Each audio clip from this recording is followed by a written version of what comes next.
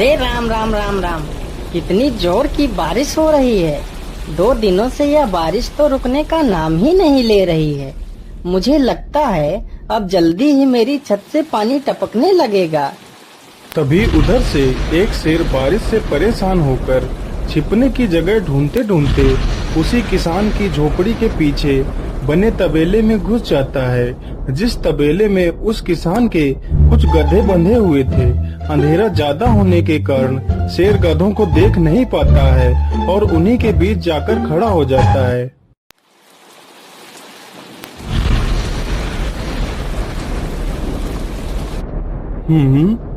यहाँ से तो किसी मनुष्य की आवाज आ रही है। चलो चुपचाप बैठा रहता हूँ। जैसे ही यह आदमी मेरे करीब आएगा मैं इसे खा लूंगा। हाय हाय हाय, यह बारिश कब रुकेगी? ऊपर से यह टपका भी आ गया। अब मैं क्या करूं? इस टपके से कैसे बचूं? इतना तो डर मुझे शेर और बाघ से भी नहीं लगता है जितना डर मुझे इस टपके से लगता है। अरे यह टपका कौन है? मुझे लगता है यह टपका तो मुझसे भी ज्यादा खतरनाक है। अभी तो यह आदमी शेर और बाघ से ज्यादा इस टपके से डर रहा है। चलो जल्दी से मैं यहाँ से निकल लेता हूँ, नहीं तो कहीं टपका ने मुझे देख लिया तो मेरी खैर नहीं। ओहो, अब मैं इस टपका से कैसे बचूं? चलो जल्दी से मैं अपनी मौसी के घर चला जाता हूँ।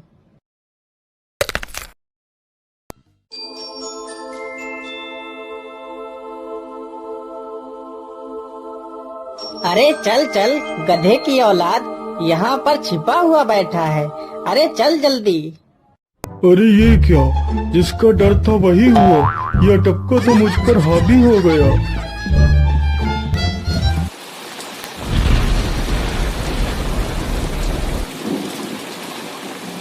कैसे बचूं? कैसे बचूं? इस टपका से मैं कैसे बचूं? हे भगवान मेरी सहायता करो, मुझे इस टपका से बचाओ। मैं आज के बाद किसी प्राणी को नहीं मारूंगा।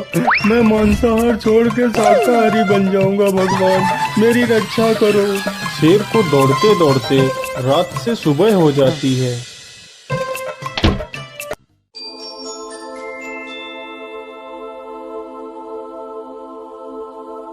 अरे देखो देखो, यह तो शेर की सवारी कर रहा है।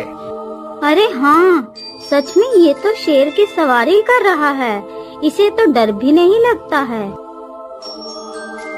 अरे उधर तो देखो जरा, यह आदमी कितना बहादुर है। यह आदमी शेर की सवारी कर रहा है, जिस शेर को देखकर हमारी धोती आगे से गीली और पीछे से पीली हो जाती है।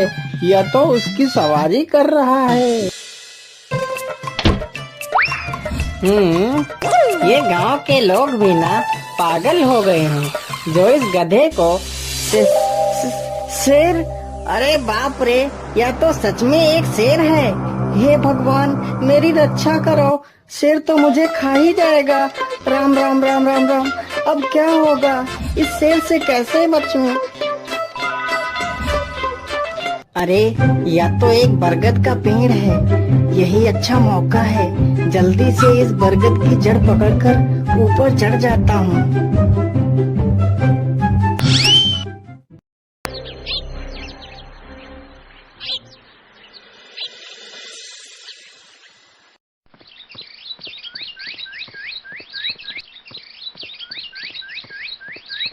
अरे शेर भैया, तुम इतनी जोर जोर से भागते हुए कहाँ जा रहे हो?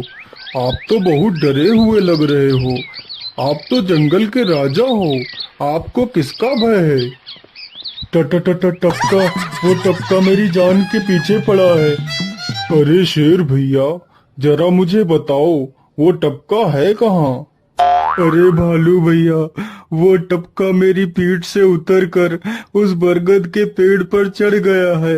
उसने मुझे रात भर खूब दौड़ाया है। वो तो भगवान का शुक्र है कि मैं जिंदा बच गया। चलो शेर भैया, मुझे उस टपके के पास ले चलो, जरा मैं भी तो देखूं आखिर ये टपका है कौन। अरे नहीं भालू भाई, बड़ी मुश्किल से तो मेरी जान बची है। मैं अपनी जान फिर जोखिम में नहीं डालूंगा। तुम्हें जाना है तो जाओ। अच्छा अच्छा, ठीक है शेर भाई, तुम यहीं रुको। मैं अभी बरगद के पेड़ पर देख कर आता हूँ, आखिर ये टपका है कौन। जाओ जाओ बच्चों, जब वो टपका तुम्हारे ऊपर हावी होगा तो पता चलेगा। अरे कहाँ है यह टपका जिसने राजा जी की हवा टाइट कर दी। चलो इस पेड़ पर चढ़कर देखता हूँ। अरे बाप रे बाप, शेर क्या अकेला कम था, जो ये भालू भी आ गया। मुझे लगता है कि आज मेरी मौत निश्चित है। भालू पेड़ पर उल्टा होकर चढ़ने लगता है, तभी किसान और तेज से कांपने लगता है। कांपने की वजह से किसान के हाथ से छड़ी छूट जाती है और उल्टा होकर चढ़ रहे भालू के पिछवाड़े पर जा लगती है। भालू धड़ाम से जमीन पर गिरता है।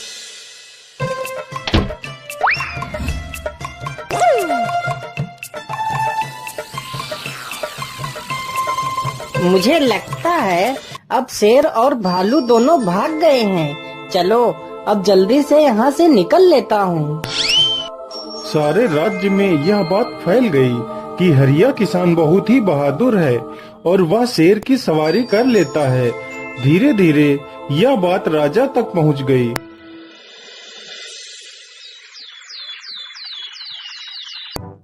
महाराज, क्यों न हम पड़ोस के गांव से हरिया किसान को बुलवा लेते हैं। वह बहुत ही बहादुर है। उसके बहादुरी के चर्चे तो पूरे राज्य में हैं।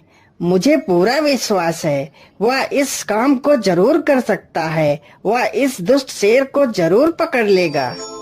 सैनिकों, हरिया किसान को आदर पूर्वक हमारे दरबार में पेश किया जाए। महाराज, आपने हमें याद किया। बताइए क्या बात है।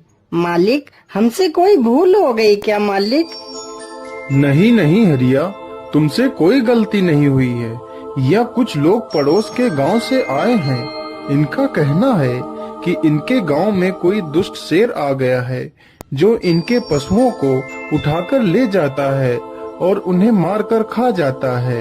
हमने तुम्हारी बहादुरी के बहुत सारे किस्से सुने हैं। तुम बहुत ही बहादुर हो, इसलिए मैं तुम्हें उस शेर को पकड़ने की ये जिम्मेदारी सौंपता हूँ। अरे बाप रे बाप, उस बार तो मैं शेर के हाथों बच गया था, लेकिन इस बार मैं नहीं बचूंगा। अगर मैंने महाराज को सच सच बता दिया तो झूठ बोलने के जुर्म में मुझे फांसी पर ही चढ़ा देंगे। अरे हरिया, तुम मन ही मन क्या बड़बड़ा रहे हो? कुछ नहीं महाराज, कुछ नहीं। मैं सोच रहा था कि मैं शेर को कैसे पकड़ूं। ये लो हरिया, कुछ स्वर्ण मुद्राएं रख लो, ये तुम्हारे काम आएंगी।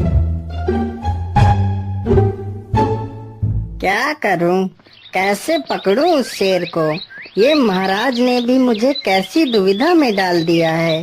क्या करूं, क्या करूं? हाँ, मिल गया। फिर हरिया बाजार से एक रस्सी और एक जाल तथा एक बकरी खरीद कर लाता है। चलो जल्दी से, मैं यहाँ पर एक गड्ढा खोद देता हूँ।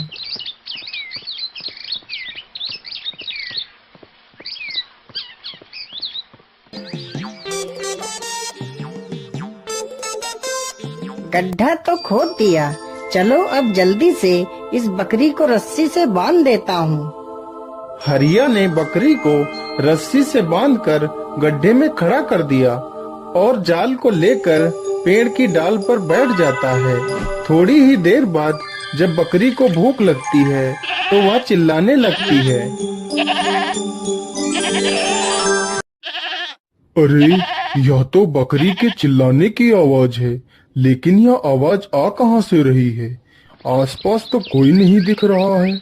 मुझे लगता है यह आवाज उस पेड़ के पास से आ रही है। चलो चलकर देखता हूँ।